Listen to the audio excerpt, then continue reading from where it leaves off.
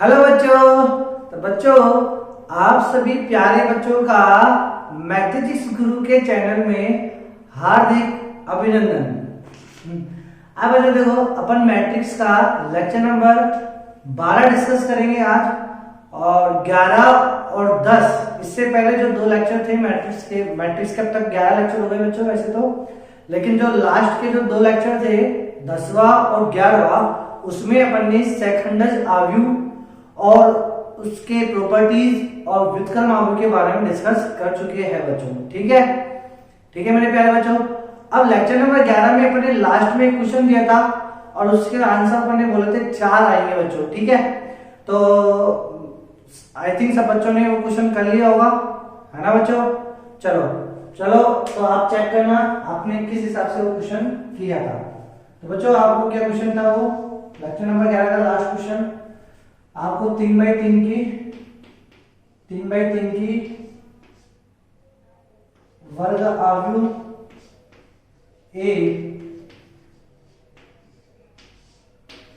3x3 की वर्ग आव्यूह ए दी हुई थी, और आपको क्या बोला गया था, एडीजे ए का सारणिक,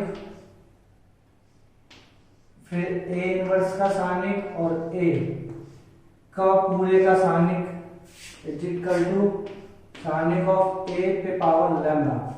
ये आपको बराबर करके दिया हुआ था, तो लैम्डा का मान ज्ञात करो। ये आपसे क्वेश्चन पूछा था मेरे प्यारे बच्चों। तो बच्चों इस क्वेश्चन को देखो अपन कैसे करेंगे। तो पहले बात देखो बच्चों, मैंने आपको बोला है कि एडीजे सेकंडज आव्यूह का सारणिक कैसे निकालोगे। सेकंडज आव्यूह के सारणिक का मान कैसे होगा बच्चों, सारणिक ऑफ ए, और ये जितने ऑर्डर किए उसमें से क्या घटा दो n-a। ये बच्चों मैं आपको बता चुका पहले। ठीक है बच्चों, तो चलो। और फिर दूसरी बात बच्चों देखो, ए इनवर्स किसी भी व्युत्क्रम आव्यूह का सारणिक बोल क्या होता है, 1 सारणिक ऑफ ए। और रेडी माय पॉइंट बच्चों। अब देखो रखते हैं, देखो सारणिक एडीजे ए, सारणिक की वैल्यू क्या रखोगे, सारणिक ऑफ ए n-1, फिर सारणिक ऑफ ए इनवर्स बोलोगे लिखोगे 1 सारणिक ऑफ ए इनटू ए का सारणिक। अब देखो सारणिक ऊपर जाएगा तो -1 हो जाएगा, तो ये जाएगा सारणिक ऑफ ए n-2। ठीक है बच्चों, इनटू ए का सारणिक। अब बच्चों मैंने आपको देखो ये चीज बोला है क्या, कि यदि अपन किसी भी एक कांस्टेंट नंबर को आव्यूह से गुणा करके सारणिक लेते हैं तो इसका मान होगा के भरा जाएगा कितनी घात लगा के, जितना इसका ऑर्डर होगा, फिर ए ऐसे के ऐसे, यानी ए का सारणिक ऐसे बन बोला था बच्चों। ठीक है, तो इसका यदि मुझे मान निकालना है इसका, तो बच्चों देखो ये तो एक कांस्टेंट नंबर है। ठीक है, तो ये सारणिक से बाहर आएगा तो इस पे घात कितनी चढ़ेगी, इस पे घात चढ़ेगी मेरे प्यारे बच्चों कितनी, n चढ़ेगी, अब साथ में क्या बच जाएगा, सारणिक ऑफ ए। अब बच्चों देखो इसको अपन करेंगे तो सारणिक ऑफ ए n का n स्क्वायर माइनस के 2n, और सारणिक ऑफ ए को जुड़ जाएगा प्लस के 1, तो सारणिक ऑफ ए बोलो कितना रहेगा, n-1 का होल स्क्वायर, ये जाएगा बच्चों। और यहाँ क्या है आपके पास, बराबर करके किसके ये वैल्यू बराबर है किसके, सारणिक ऑफ ए की पावर लैम्डा के। अब गेटिंग माय पॉइंट बच्चों, तो बोलो लैम्डा की वैल्यू जाएगी, तो इस प्रकार लैम्डा की वैल्यू हो गई n-1 का होल स्क्वायर, और n ऑर्डर कितना दे रखा है, n ऑर्डर दे रखा है आपको 3 का, तो बोलो बच्चों कितना जाएगा, 3 - 1 का होल स्क्वायर इक्वल टू कितना हो गया, 4 इज द आंसर। तो मेरे सारे बच्चों या मेरे सभी प्यारे बच्चों ने ये क्वेश्चन कर लिया होगा आसानी से। ठीक है बच्चों। अब देखो बच्चों एक और क्वेश्चन मैं आपको दे देता हूं। अब ये क्वेश्चन तो आपको खुद को करना है ना बच्चों। देखो आपको मैंने क्या बोल दिया, सेम वही 2/2 का एडीजे ए का सारणिक दे दिया, फिर यहाँ ए का सारणिक दे दिया, और फिर यहाँ ए दे दिया। अब ये सिंपल है, इज इक्वल टू सारणिक ऑफ ए पे पावर लैम्डा। अब आप कर सकते हो बच्चों। ठीक है, और गणित में पर बच्चों तो आपकी किस्मत अच्छी हुई बच्चों, तो इस टाइप के क्वेश्चन जेईई मेंस में इस बार पूछे जा सकते हैं, जो पेपर होंगे ना जुलाई में उसमें। ठीक है बच्चों, चलो अब अपन बात करेंगे बच्चों क्या, 5.1। तो जब 5.1 के भी कुछ क्वेश्चन है जो कई बच्चे हैं आरबीएससी के भी, तो आरबीएससी आरबीएससी एक्सरसाइज 5.1 के बारे में जल्दी से डिस्कस कर लेते हैं अपन। ठीक है बच्चों, तो बुक लेके आते हैं। जीना जीना जीना हुआ माही तेरी चुनरिया लहराए, जग से हारा नहीं मैं, खुद से हारा हूँ मां। अच्छा देखो 5.1 का पहला क्वेश्चन देखो। क्वेश्चन नंबर 1 सिंपल सा क्वेश्चन है बच्चों, x के किस मान के लिए अवयव अव्युत्क्रमणीय है। बच्चों अव्युत्क्रमणीय मतलब समझ में आ गया ना, यानी जिसके सारणी का मान क्या हो 0 हो। ठीक है बच्चों, अब आप क्या करोगे, इसका अव्युत्क्रमणीय आप निकालो, x मतलब सारणी निकाल के 0 के मान रख दो, आंसर आ जाएगा। कर सकते हो बच्चों, जैसे देखो मैं बता ही देता हूं आपको, जैसे आप कर सकते हो 1 - 2 3 1 2 1 x 2 - 3। ठीक है बच्चों, इक्वल्स टू क्या है 0। अब बच्चों देखो यहाँ अपन क्या करेंगे, इसको सारणी को ओपन करना सिखाया मैंने। 1 लिखोगे, फिर इस 1 का क्या लिखोगे आप सेकंड, इस 1 का सेकंड कैसे निकालते हैं, ये छोड़ दो ये छोड़ दो, तो कितना आएगा -6, फिर माइनस लगा दो 2। समझाया बच्चों। और ये अपन ऐसे करें ना तो चिन्ह के साथ, 1 का वैसे उपसारणिक होता है, ये जो अपन ने निकाला ना बच्चों ये उपसारणिक होता है। इस उपसारणिक का मुझे सेकंड लिखना होता है। क्या लिखना होता है, सेकंड। देखो बच्चों मैं क्या, इसका यदि मुझे सारणी का मान लिखना है ना तो कैसे लिखूंगा, ऐसे समझा, पहले 1 लिख दिया, फिर इस 1 के कोरस्पॉन्डिंग इसका सेकंड C11, फिर प्लस लगाऊंगा। अब ये वैल्यू कितनी है -2 है, 2 लगा दिया, फिर इसके संगत इसका सेकंड C12, फिर प्लस 3 लिख दो, फिर इसके संगत इसका second C13 is equal to 0। ये जो मान होगा ना ये क्या होगा, इसके सारणी का मान। अलगेडे में बच्चों कैसे निकालो, किसी पंक्ति से निकालो तो जिस पंक्ति का अवयव लेना है उसी के संगत सेकंड लेना है। अलगेडे में बच्चों चलो अब देखो 1, अब C11 लिखो चाहे M11 लिखो। बच्चों चिन्ह मैंने आपको बता ही दिया पहले, चाहे C11 लिखो चाहे M11 लिखो एक ही बात है, क्योंकि C11 को M11 के साथ कैसे रिलेट करते हैं अपन। तो इधर देखो बच्चों, मैंने आपको पहले ही बता चुका है, तो Cij इज इक्वल टू -1 पे पावर i प्लस के j और Mij, ये है ना बच्चों। ठीक है, अब बोलो देखो 1 1 पावर यदि सम है, इस आप तो ये देखो जो चरणों में जो नंबर है ना वो यदि जुड़ने पे सम अंक है तो ऐसे कैसे लिख दो M11, और यदि विषम संख्या है तो फिर C1 जैसे इसमें C12 क्या है 1 2 क्या है विषम संख्या, 1 + 2 जोड़ेंगे तो 3 आ रहा है ना, जोड़ के, ऐसे नहीं 12 सम संख्या जोड़ के, तो 1 + 2 कितना आ गया 3 आ गया, तो ये कैसी संख्या है विषम, तो इसका मतलब इस पे माइनस के M12 आएगा। समझ आया बच्चों, विषम संख्या लाएंगे तो माइनस के, है ना। अब इससे ज्यादा मैं नहीं समझ सकता बच्चों, तो -के M12 आ जाएगा, प्लस के 3, इसको जोड़ो 3 + 1 कितना है 4, तो इसका मतलब 4 सम है तो क्या जाएगा M13 0 0। अब बोलो 1, अब इस 1 का उपसारणिक को सीधा लिखो -6, फिर माइनस लगा दो, 2 को 1 से करो 2 प्लस -2। ठीक है बच्चों, अब ये माइनस भी है, पहले तो -2 का उपसारणिक निकालो, -2 का उपसारणिक, तो 3 को माइनस से 1 से करेंगे तो -3, फिर माइनस लगा दो, फिर x को 1 से करेंगे तो x। ठीक है, और इस पे भी क्या लग रहा है माइनस, तो ये माइनस माइनस कितना जाएगा प्लस। अब गए बच्चों चलो, फिर प्लस के 3, अब M13 बोलो, यानी इसका उपसारणिक बोलो, 2 × 2 माइनस लगा दो x 2x। हमारे बच्चों समझ में आया क्या, हाँ बोलो -6 - 2 -8 को 1 से गुना करेंगे तो -8। फिर बोलो बच्चों ये कितना जाएगा, 2 को इससे गुना करेंगे तो -6, फिर 2 को -x से करेंगे तो -2x। अब गणित में पढ़ो बच्चों, चलो इसको करेंगे 3 दूनी का 6, फिर ये करेंगे तो -3 दूनी का 6x इज इक्वल टू 0। अब बोलो बच्चों क्या हो गया, -6 + 6 कैंसिल आउट हो जाएगा, तो -8 -2x -6 तो -8x, तो -8 माइनस के 8x इधर लिखा होता है ना इक्वल टू 0। तो बोलो बच्चों x की वैल्यू क्या रखूं कि 0 आ जाए? 1 रखूं? नहीं, -1 रखूं। x की वैल्यू -1 रखूं ना, तो प्लस के 8 माइनस के 8 कैंसिल आउट। तो x की वैल्यू क्या आ गई? -1। तो x की वैल्यू -1 के लिए अपने पास बोलो क्या हो जाएगा आंसर? ये अविकर्मणीय अवयव हो जाएगी, यानी इसके सारणिक का मान कितना हो जाएगा? 0 हो जाएगा। समझ में आया बच्चों? बहुत सिंपल सा है बच्चों, समझा ना? तो देखो ये चीज तो मैं आपको पहले समझा चुका, ठीक है। अब आप बोलोगे मुझे यदि इसके संगत सेकंड नहीं हो, इस वाली पंक्ति के आगे के संगत सेकंड नहीं हो, तब उसका आंसर 0 हो जाएगा। समझ में आया बच्चों? तो ये चीजें मैंने आपको बता चुका।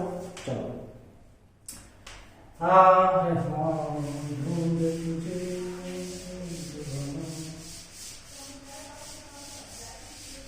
बच्चों बच्चों देखो, आपको इस लॉकडाउन का पूरा फायदा उठाना है बच्चों, और अच्छे से प्रॉपर नोट्स बनाते चलो। मैथ्स शुरू आपको कहीं भी कुछ भी कमी पढ़ाई से रिलेटेड तो आपको बिल्कुल भी कमी नहीं होने देंगे। किसी भी टाइप के क्वेश्चन आपको बच्चों मैथ्स शुरू हमेशा आपके साथ है, ठीक है बच्चों? हाँ बिल्कुल, आप तो साथ रहोगे, आप कहाँ जाओगे? देखो गुरुजी, वो बच्चों देखो क्वेश्चन नंबर 2 देखो क्या है। एक अवयव दे रखा है वो, तो एडीजे ज्ञात करो अतः सिद्ध करो ए एडीजे ये। बच्चों देखो ये चीज तो अपन सिद्ध कर ही चुके हैं ना, कोई दिक्कत नहीं है। इसका एडीजे ज्ञात करना है, कर लो बच्चों। बोलो बच्चों, कर सकते हो ना? 3/3 का एडीजे ज्ञात करने का तरीका, पहले आप ये नाम दो ना, इसको दे रखा है मैंने, सिंपल 1 -1 2 3 0 -2 1 0 3, ठीक है बच्चों? बोलो 3/3 का आपको क्या निकालना है? सी। पहले सेकंड निकालो, सी निकालने के लिए बच्चों मैंने आपको बोला था आप क्या करो, रफ में चले जाओ और 1 -1 2 लिख दो, 3 0 माइनस के 2 लिख दो, 1 0 3 लिख दो। चलो पहले तो मैं आपको बता देता हूं बोर्ड में करना कैसे है ना बच्चों। बोर्ड में है तो आपको कैसे इसको रिप्रेजेंट करना है पहले वो बता देता हूं, ठीक है? तो देखो बच्चों, यदि आपसे ये बोला जाए तो स्टेप नंबर फर्स्ट आप लिखोगे अवयव ए में स्थित अवयवों के संगत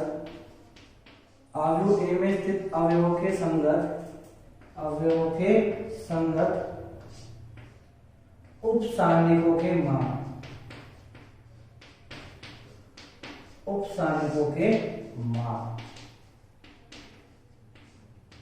ठीक है बच्चों?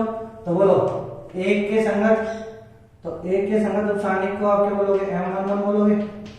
M11 कैसे निकालोगे? 0, 3 को 0 से करेंगे तो 0 माइनस, फिर 0 को -2 से करेंगे तो 0, तो कितना आ गया? 0, ठीक है बच्चों? ये हो गया M11। फिर उसके बाद आप क्या निकालोगे? M12, ऐसे बगल में ऐसे लिखते चलो बस। M12 बोलो 3 3 9 माइनस लगा दो, 1 को -2 से करोगे -2 तो माइनस प्लस की दो, अब घटे में पड़ बच्चों तो 9 और 2 11। एक और निकाल लो M13, ऐसे ही करना है आपको लाइन से, ठीक है बच्चों? M13 इसका निकालना है, 3 का 0 तो 0 माइनस लगा दो, 1 का 0 0 तो कितना है? 0, ठीक है बच्चों? अब बोलो क्या करना है आपको? M21 यानी 3 का निकालना है, तो ये छोड़ दो ये छोड़ दो, बोलो माइनस के 3, फिर माइनस लगा दो, 0 को 2 से लगाएंगे 0 तो माइनस के 3 आ गए। फिर आप क्या लिखोगे? M22 निकालोगे, M22 यानी 0 का, तो 0 का निकालेंगे तो 0 वाली पंक्ति छोड़ो, 0 वाला स्तंभ छोड़ो, 1 को 3 से बना दो 3 माइनस 1 को 2 से करो तो 2, तो कितना है? 1। अब घड़े में पॉइंट बच्चों, चलो M23 बोलो, M23 निकालना है तो 1 को 0 से करेंगे 0 माइनस 1 को -1 के करेंगे तो -1 तो माइनस प्लस 1। बच्चों इसलिए मैं आपसे कह रहा हूँ, आप मीडियम बच्चे जो होते हैं वो गलती कर देते हैं माइनस में, इसलिए जब भी आप उपसारण लिखते हो तो एक बार गुना करने के बाद माइनस लगा दो, फिर जब दूसरा आप गुना करोगे यदि माइनस आ गया तो माइनस प्लस हो जाएगा, और यदि प्लस ही आया तो माइनस ऐसे कैसे जाएगा, ठीक है बच्चों? अब आप क्या निकालोगे M31, बोला M31 एक का यानी एक का निकालना है सामने, माइनस एक को माइनस दो से गुणा करेंगे तो 2 आ जाएगा, फिर माइनस लगा दो, 0 को 2 से गुणा करेंगे 0, तो कितना आ गया 2। फिर बोलो बच्चों M32 यानी 0 का निकालेंगे तो एक का माइनस 2 से करेंगे तो माइनस 2, फिर माइनस लगा दो, 3 का 2 के साथ करेंगे तो कितना आ गया 6, तो कितना आ गया बच्चों ये माइनस के 8। फिर क्या निकालेंगे बच्चों M33, बोलो M33 यानी 3 का निकालेंगे, एक का 0 से करेंगे 0, माइनस 3 का माइनस 1 से करेंगे तो माइनस 3, और माइनस 3 आ गया ना, तो माइनस प्लस के 3, तो ये हो गया बच्चों। ठीक है बच्चों, तो अवयव ए में स्थित अवयव के संगत उपसानिकों के मान ये आ गए, तो बोलो उपसानिक, तो अतः m, बोलो m क्या बन गया अपने पास उपसानिक आ 0 11 0 माइनस 3, ये कॉमन लगा है ना, 1 1, फिर बोलो 2 माइनस 8, और ये कितना आया बच्चों 3, ये हो गया बच्चों आपके पास n। Step number first complete. ठीक है बच्चों, तो कॉपी में भी आपको ऐसे करना है, बॉडी होगी। स्टेप नंबर 2 बोलो आप क्या लिखोगे आप,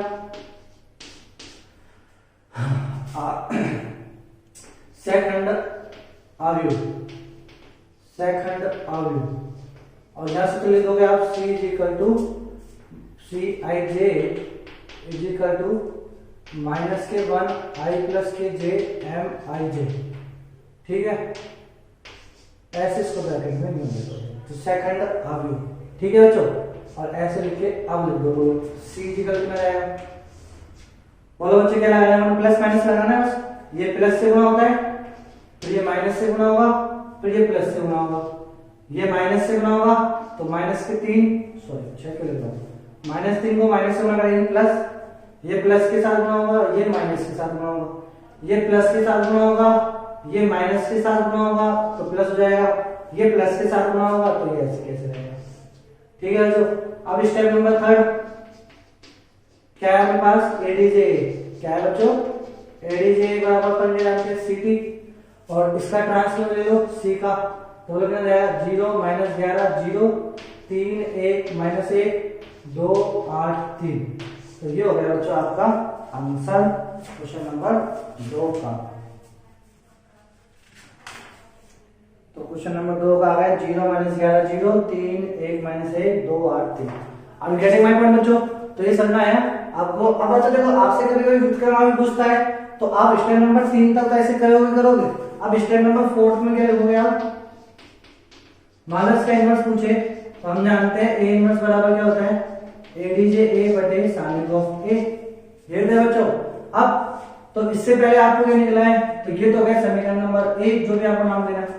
ठीक है बच्चों, अब साइन ऑफ ए का मान हम जानते हैं, चूंकि साइन ऑफ ए बोलो कैसे लिखोगे, तो साइन ऑफ ए लिखोगे 1, फिर इसका C11 फिर प्लस, ये कितना है -1, फिर इसका C12 प्लस, फिर ये कितना है 2, और इसके संगत सेकंड C13, ऐसे लोगे साइन ऑफ ए का मान।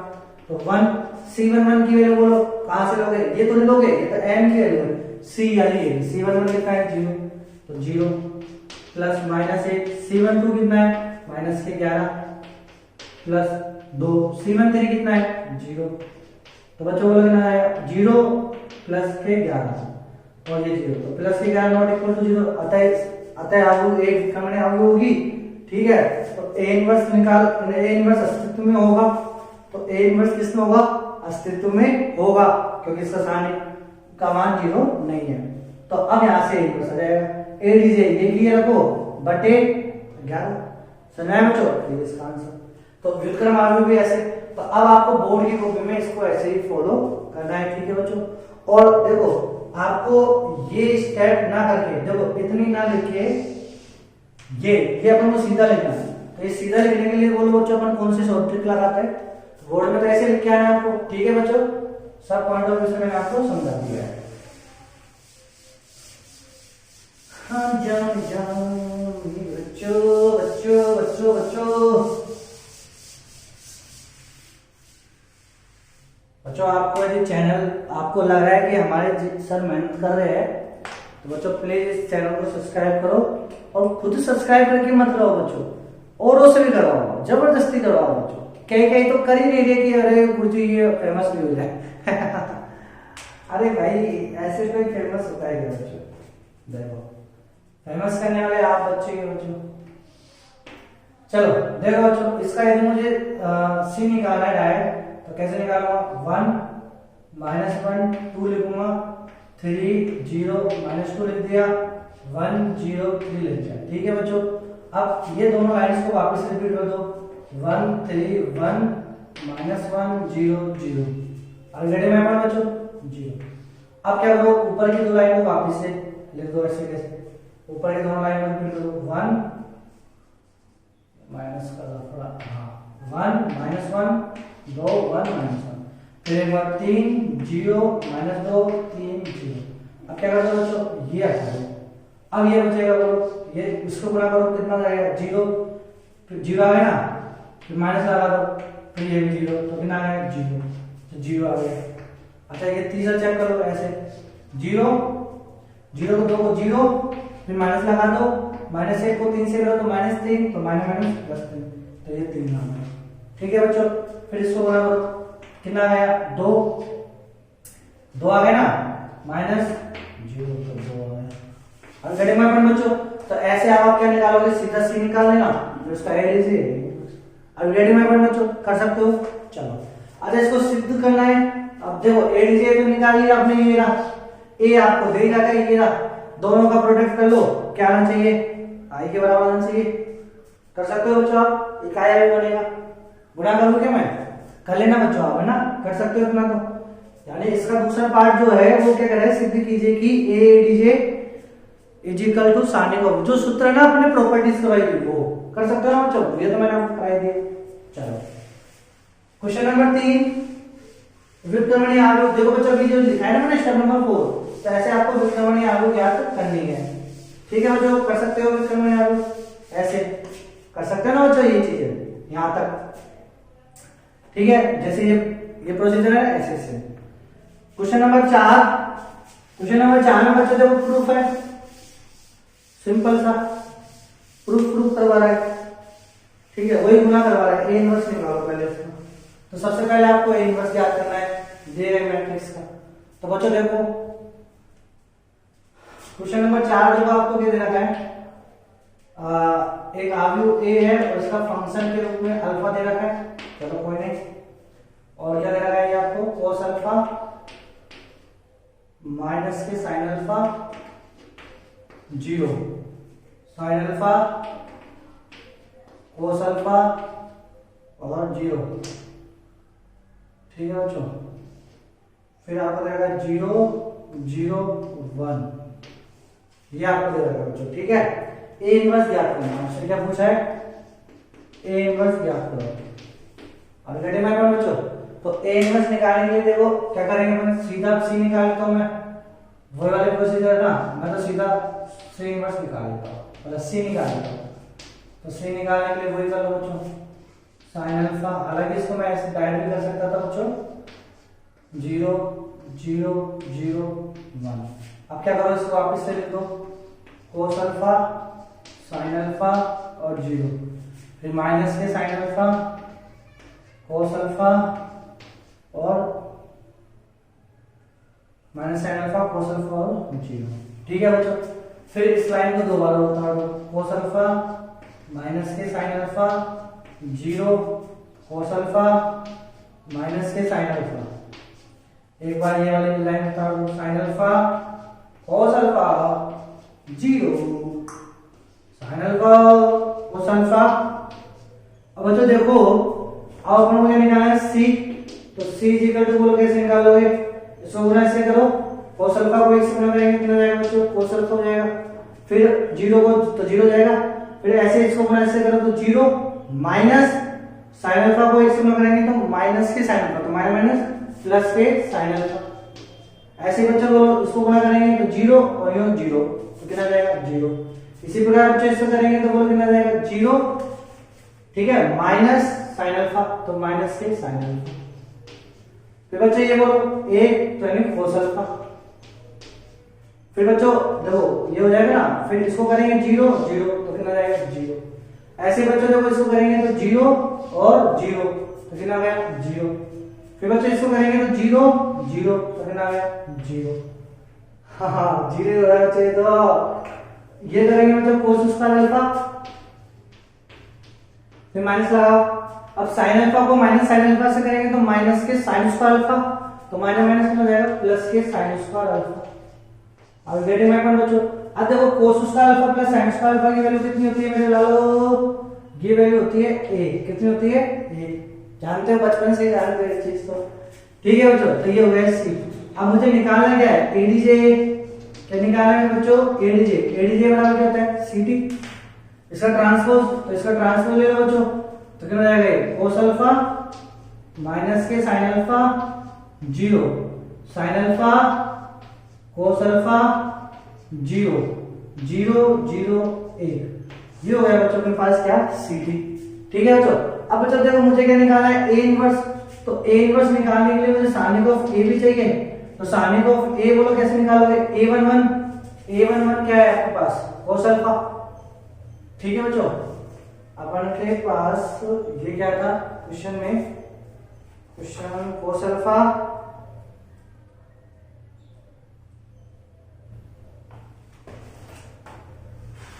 कोस alpha sine alpha minus sine, अच्छा माइनस है बच्चों ये ना। ठीक है, तो बच्चों देखो cos alpha sine alpha minus sine alpha cos alpha है ना बच्चों। अब मुझे इसका सारणी का मान निकालना है, तो देखो क्या करेंगे अपन। तो बच्चों देखो इसका सारणी का मान निकालना है, तो अब अपन क्या करेंगे कोस अल्फा, तो कोस अल्फा और इसके संगत सेकंड c1 फिर प्लस, फिर माइनस साइन अल्फा लिखेंगे और इसके संगत सेकंड c12 फिर प्लस 0 लिखेंगे इसके संगत सेकंड c13। अब ये तो 0 होगी चाहे c13 कुछ भी हो। अब इधर देखो कोस अल्फा c11 की वैल्यू कितनी है बच्चों कोस अल्फा, तो कोस अल्फा प्लस माइनस के साइन अल्फा और c12 की वैल्यू कितनी है बच्चों माइनस के साइन अल्फा। तो बच्चों बोलो कितना जाएगा cos square alpha minus minus कितना जाएगा प्लस के साइन स्क्वायर अल्फा। एक इज नॉट इक्वल टू 0। तो बच्चों देखो जब आपके पास, अब अपन जानते हैं आप लिखोगे चूंकि सारणिक of a is not equal to 0 that's why a inverse का अस्तित्व होगा, a इनवर्स अस्तित्व में होगी। तो a इनवर्स का मान निकाल लेना adj बटे सारणिक ऑफ a। सारणिक ऑफ a का मान 1 है, 1 से इसको अपन डिवाइड करेंगे तो इसके अवयव में कोई फर्क नहीं पड़ेगा, ये इसका आंसर आ जाएगा। समझ आया बच्चों, बहुत सिंपल है, कुछ भी नहीं करना है लागू। ठीक है बच्चों। अब देखो बच्चों पहला क्वेश्चन प्रूफ आप कर दोगे सॉरी क्या दे रखा है आपको a inverse a is equal to i। ये a इनवर्स हो गया, ये a हो गया, दोनों को मल्टीप्लाई करना इकाई आगे बन जाएगा। अब आप कर सकते हो। ठीक है बच्चों, आपको करना है। दूसरा क्या है a इनवर्स बराबर f ऑफ माइनस अल्फा। यहाँ पे आप माइनस अल्फा डालना तो ये जो वैल्यू आएगी वो बराबर किसकी आएगी इसकी आएगी, चेक कर लेना। तीसरा पार्ट क्या है a dj को करेंगे तो सारणिक ऑफ i आएगा, वो तो एक ही बात है ना बच्चों पहला वाला। चलो मेरे बच्चों, तो क्वेश्चन नंबर 40 फिनिश। कैसे अपने करना है बच्चों, ये वाला पैटर्न बोर्ड में मत करना, पहले कह रहा हूं इस चीज को बोर्ड में फॉलो नहीं करना है आपको। अच्छा अब आपको कैसे लिखना है बोर्ड में वो अपन क्लास में बताएंगे। देखो बच्चों हर चीजें अपन नहीं बता सकते, बताओ क्या रहना दो चलो। हाँ ठीक है बच्चों, तो इससे भी अपन बोर्ड की कॉपी में इस प्रकार दिखाएंगे कि उस एग्जामिनर को ऐसा लगेगा कि बच्चे ने बिल्कुल ऐसे ही किया है। ठीक है, जैसे अपन ने पहले भी लिखा था ना मन बनाने से।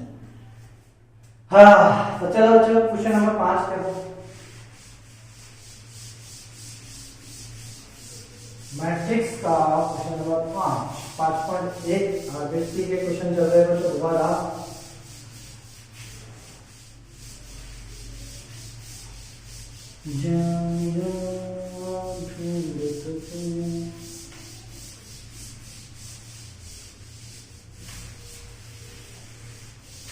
आओ आओ आओ आओ बच्चों देखो क्वेश्चन नंबर 5। बच्चों ये देखो क्वेश्चन नंबर 5 मैंने आई थिंक वीडियो बना के भी अपलोड की हुई है। ठीक है बच्चों, तो ये क्वेश्चन नंबर 5 का सॉल्यूशन आपको मेरे इसी मैथेजिक्स गुरु के चैनल में मैथ के डाउट क्वेश्चन में आपको मिल जाएंगे। आरबीएससी के डाउट क्वेश्चन में ये है ये क्वेश्चन। ठीक है बच्चों, चलो अब मैं इसको दूसरे तरीके से प्रूव करता हूँ बच्चों। ठीक है, फाउंडेशन बेसिस पे कैसे प्रूव करते हैं वो देखो। a = 1/9। आरबीएससी वाला तो मैंने आपको सॉल्यूशन दे दिया उसमें ना, तो आप वहां पे जाके देख सकते हो। -8 1 4 ये क्वेश्चन नंबर 5 और क्वेश्चन नंबर 9 आपको मैंने वहां मेंशन कर रखा है। ठीक है बच्चों, तो आप वहां पे जाके देखिए। ठीक है, -8 1 4 4 4 7 और या फिर आप चाहोगे ना तो ये वाले क्वेश्चन 5 और क्वेश्चन नंबर 9 का जो मैंने वीडियो बनाया ना, उस वीडियो का लिंक आपको इस वाले वीडियो के डिस्क्रिप्शन बॉक्स में मिल जाएगा, तो आप वहां से उसको करके सीधे उस लेक्चर पे पहुंच सकते हो और इनके सॉल्यूशन देख लेंगे। ठीक है बच्चों, चलो 1 -8 और 4। अब ऐसे पूछा है सिद्ध करो कि a इनवर्स बराबर क्या होता है 80। बच्चों देखो a इनवर्स बराबर 80, इसका मतलब क्या है आव्यूह a लंबकोणीय आव्यूह होगी। ये बच्चों लंबकोणीय की कंडीशन होती है, मैंने आपको बताया लेक्चर नंबर 8 में मैंने आपको बताया हुआ है कि आव्यूह लंबकोणीय आव्यूह क्या होती है।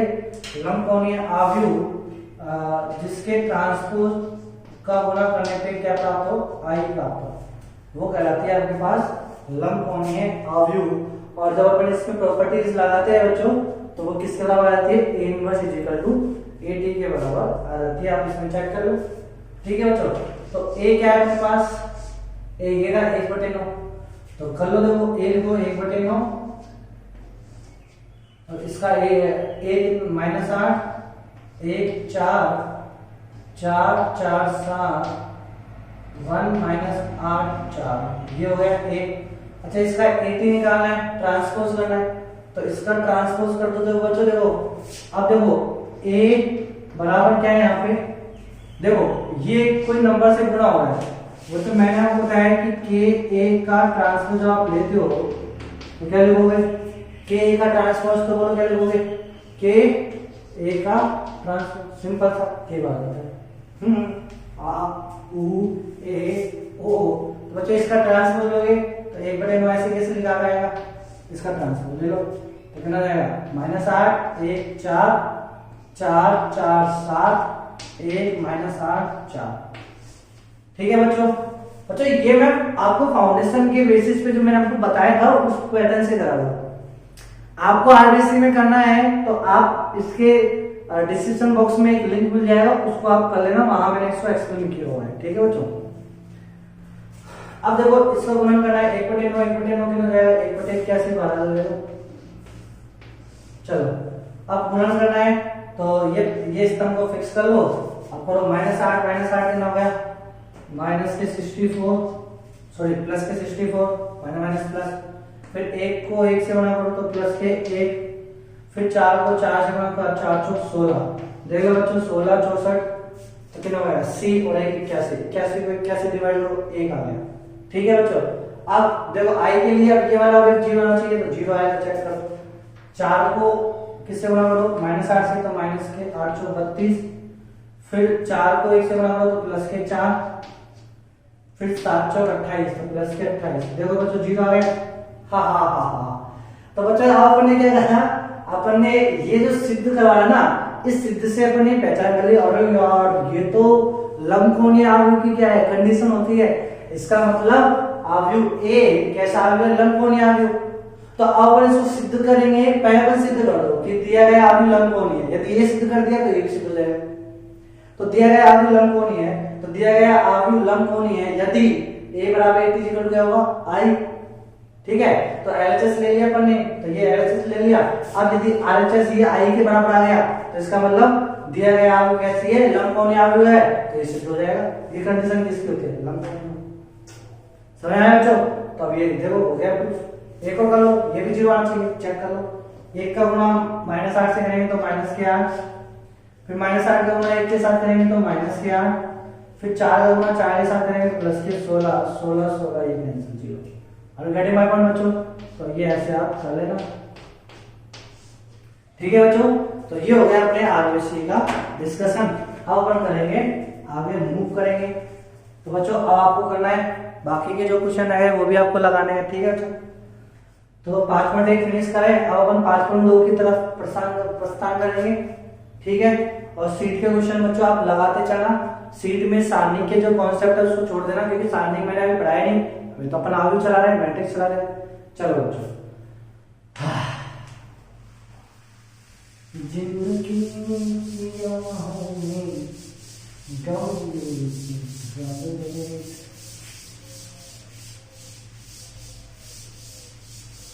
बच्चों बच्चों बच्चों बच्चों बच्चों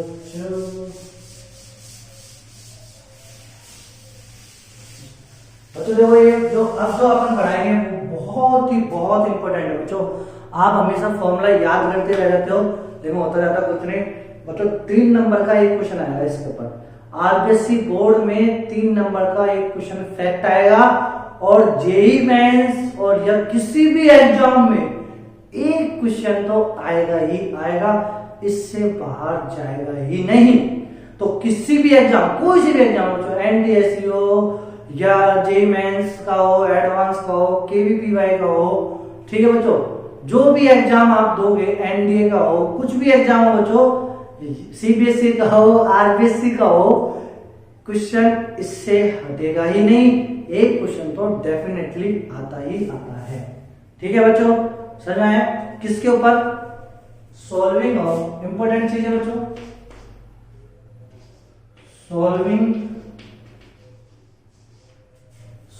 of system of linear equation.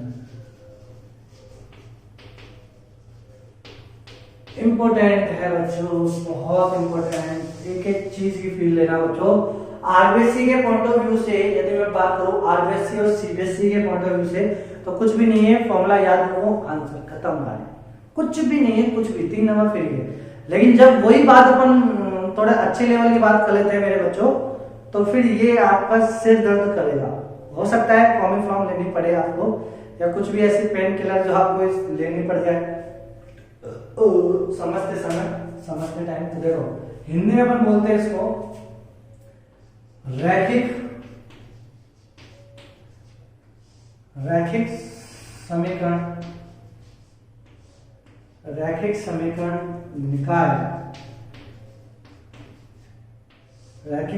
निकाय के हल,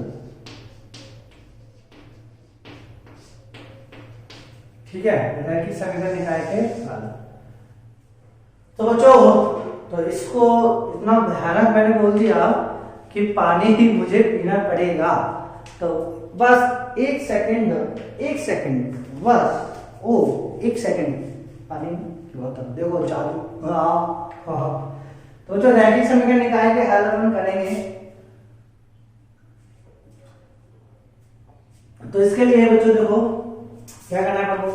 सबसे पहले अपन को ज्ञान होना चाहिए कि जो रेखाओं के समीकरण अपन पढ़े ना 11वीं क्लास में, y=mx+c रेखा का समीकरण, ठीक है बच्चों। तो वो रेखा के बारे में ज्ञान होना चाहिए। दो रेखाओं का संबंध, दो रेखाएं समांतर कब होंगी, कब संपाती होंगी, कब एक दूसरे को काटेंगी, ये आपको कंडीशन मालूम होनी चाहिए, तब जाके अपन इसको अच्छे से कर पाएंगे, ठीक है बच्चों। तो देखो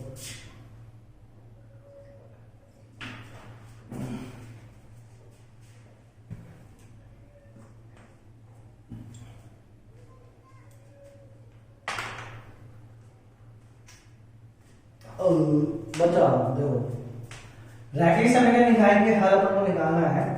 तो सबसे पहले मैं बात करूंगा किसकी, दो निकाय, दो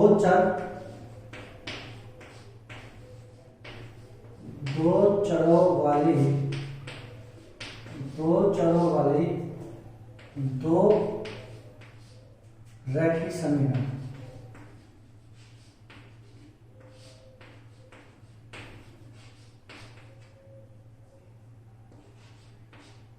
दो चरों वाली दो रैखिक समीकरण, ठीक है, ये अपन बात करेंगे। तो दो चरों वाली दो रैखिक समीकरण, तो फॉर एग्जाम्पल आपको दे दिया a1x plus b1y is equal to c1, एक तो ये दे दिया आपको, ठीक है, दो चर है x और y और दो रैखिक समीकरण, तो एक रैखिक समीकरण तो ये हो गया और एक और हो गया a2x plus b2y is equal to c2, एक ही हो गया। तो एक लाइन तो ये हो गई और एक लाइन ये हो गई, दो लाइन से बना, इसलिए इसको करने का बोला सिस्टम निकाय, ठीक है बच्चों। फिजिक्स में आप जानते हो दो या दो पार्टिकल से मिलके बना जो होता है, दो या कण से मिलके एक सिस्टम का निर्माण होता है, दो या दो से अधिक कण मिलके। तो बच्चों अब देखो इसमें अपन को क्या करना है, बच्चों देखो हल क्या होता है।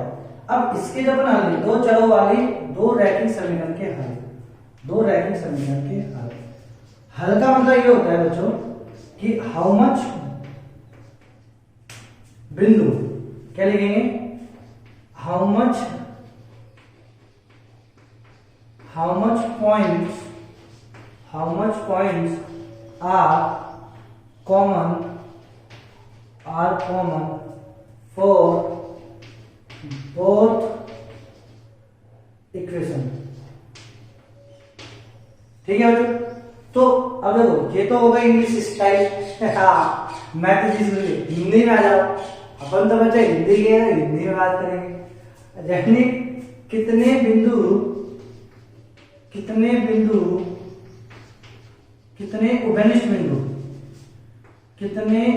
उभयनिष्ठ बिंदु, बच्चों देखो इस तरह से आपको कोई नहीं बताएगा, ठीक है, जो मैं आपको बता रहा हूं बिल्कुल जीरो लेवल से, आप बोलोगे मुझे तारीफ करो पढ़ाओ चुपचाप से, कई बच्चे बोल रहे होंगे तो कितने, तो कोई बात नहीं बच्चों, आपकी आत्मा की या आपके मन की बात मैं जानता हूं, इसलिए देखो कितने उभयनिष्ठ बिंदु, उभयनिष्ठ मतलब कौन, कितने उभयनिष्ठ बिंदु है, कितने कॉमन पॉइंट्स है इन दोनों लाइंस पे ना, वो कहलाएंगे इसके हल, कितने हल होंगे। तो बच्चों देखो x y दो रैखिक चर है, इसका मतलब पॉइंट्स किस फॉर्म में होंगे, x, y, पॉइंट्स ऐसे होंगे, दो चर तीन होते हैं तो x, y, z, तो कितने पॉइंट्स कॉमन है इन दोनों लाइंस पे, वो इसके हल होंगे, कितने प्रकार के हल है। तो बच्चों देखो पहला जो मैं बोलता हूं, इनमें हो सकता है दोनों लाइन में रिलेशन क्या हो कि दोनों लाइन एक दूसरे के समांतर हो, ठीक है, हो सकता है इन दोनों लाइन के बीच में रिलेशन ऐसा हो कि दोनों लाइन संपाती हो, दोनों लाइन एक ही हो, ठीक है, यानी दोनों लाइन कोइंसाइड एक ही हो, संपाती हो, ठीक है बच्चों, दोनों लाइन। तो ये तो हो गया, चलो इसको ब्लू से दिखा देते हैं ना,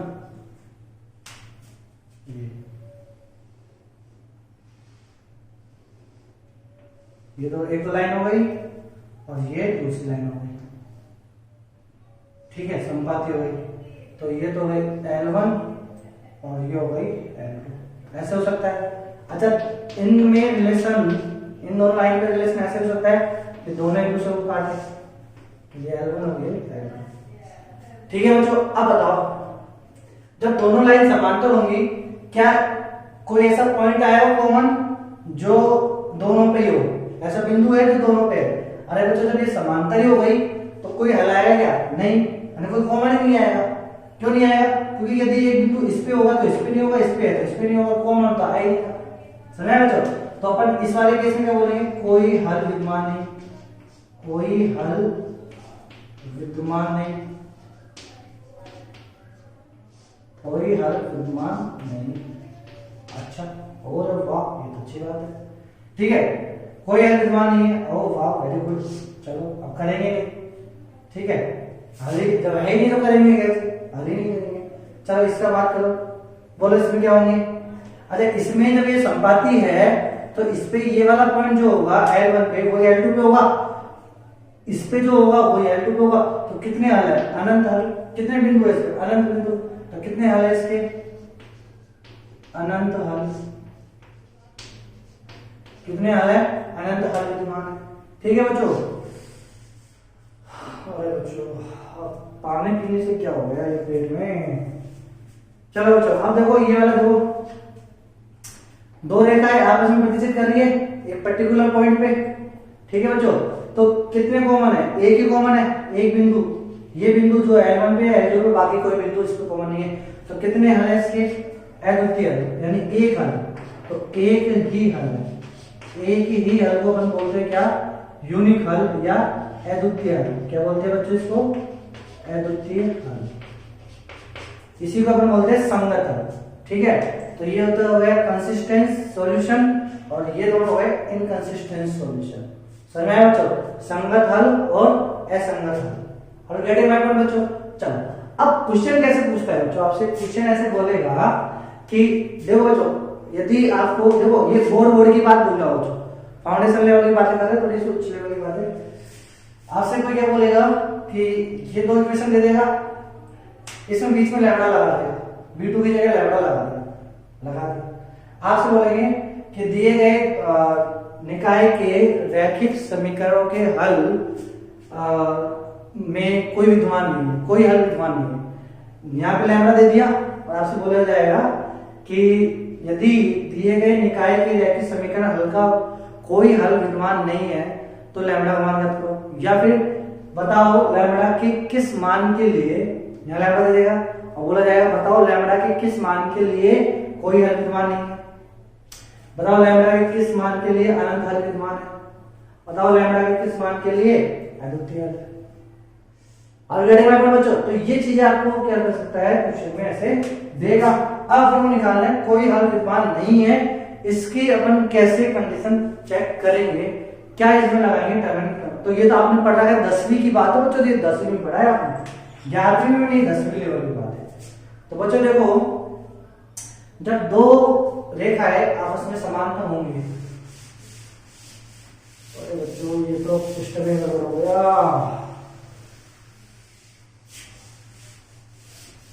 जिंदगी के बच्चों देखो कोई हल विद्यमान नहीं है, इसका मतलब क्या होगा कि दोनों रेखाएं समांतर है, और समांतर होने की कंडीशन में क्या होता है बच्चों, देखो समांतर इसकी ढाल और इसकी ढाल समान होगी, इसकी ढाल क्या होगी समान, ढाल क्या होती है x का गुणांक बटे y का गुणांक, x का गुणांक बटे y का गुणांक, यानी इनके रेशियोज क्या होंगे समान होंगे। अच्छा समांतर होगी तो इसका c अलग होगा, इसका c अलग होगा, इसका मतलब दो रेखाएं समांतर है तो इसकी कंडीशन क्या होगी a1 बटे a2 बराबर b1 बटे b2 but not equal to c1 बटे c2। ये बराबर नहीं होना चाहिए बच्चों, यदि ये बराबर हो गया तो समपाती हो जाएगी, ये बराबर नहीं होना चाहिए क्योंकि c का अलग होना चाहिए ना इनका। तो ये कंडीशन लगा दो आप, लगा दे कोई हल विद्यमान नहीं है। अच्छा अनंत हल के लिए बोलो बच्चों, अनंत हल के लिए क्या करोगे, अनंत हल के लिए सभी समान है, ढाल भी समान है और प्रतिच्छेद बिंदु y अक्ष को इंटरसेप्ट जो करती है वो भी क्या है समान है एक ही पॉइंट पे। तो क्या जाएगा इसके condition a1 a2 b1 b2 c1 c2। ये हो जाएगा बच्चों क्या आपके पास इस वाले अनंत हल, यानी जब दो रेखाएं समपाती है तो उनके अनंत हल की कंडीशन।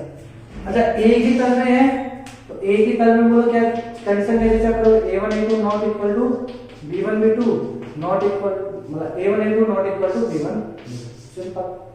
जब ये होगा तो क्या होगा एक ही हल होगा, यानी ये मिलता। अब वो पॉइंट तो निकाल सकते हो आप, ये आप चेक कर लो, तो ये तो आप 10वीं क्लास में निकाल गए हो, कैसे निकालोगे इसको विलोपन विधि लगा के, समय बच्चों। तो ये 10वीं की बात है, अब इसी को अपन थोड़ा सा बड़े लेवल पर बात कर लेंगे। गेटिंग माय पॉइंट बच्चों, तो ये चीज समझ में आएगी, मैंने आपको कुछ समझाया ठीक है। रैखिक समीकरण हल का मतलब क्या होता है, how much points are common for both equation, ठीक है बच्चों।